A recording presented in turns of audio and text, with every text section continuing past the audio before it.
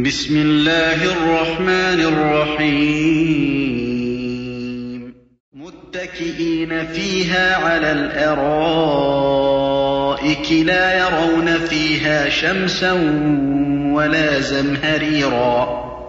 ودانية عليهم ظلالها وذللت قطوفها تذليلا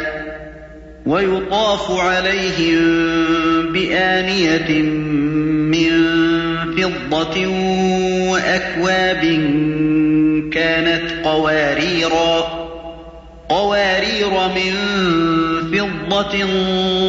قدروها تقديرا يا خاطب الحور الحسان وطالبا لوصالهن بجنة الحيوان أسرع وحث السير جاهدك إنما مسراك هذا ساعة لزمان هي جنة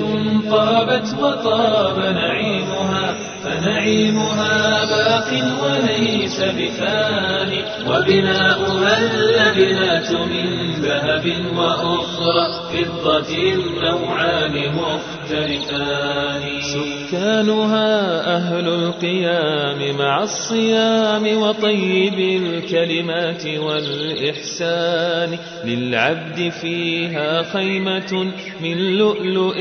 قد جوفت هي صنعة الرحمن أنهارها في غير أخدود جرت سبحان ممسكها عن الفيضان من تحتهم تجري كما شاء مفجرة وما للنهر من نقصان ولقد أتى ذكر اللقاء بربنا الرحمن في سور من القرآن أوما سمعت منادي الإيمان يخبر عن منادي جنة الحيوان يا أهلها لكم لدى الرحمن وعد وهو منجزه لكم بضمان قالوا أما بيضت أوجهنا كذا أعمالنا تفصلت في الميزان وكذاك قد أدخلتنا الجنات حين أجرتنا حقا من النيران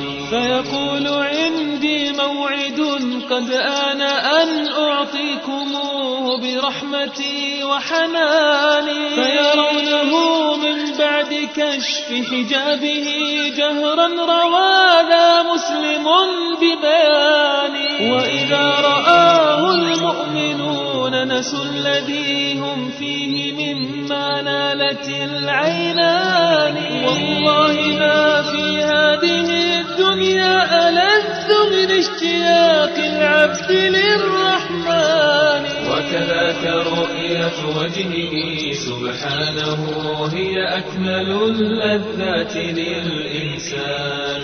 لله سوق قد أقامته الملائكة الكرام بكل ما إحسان فيها الذي والله لا عين رأت كلا ولا سمعته من أذنان كلا ولم يخطر على قلب امرئ فيكون عنه معبرا بلسانه وهل لذا السوق الذي من حله نال التهاني كلها بأمان يدعى بسوق تعارف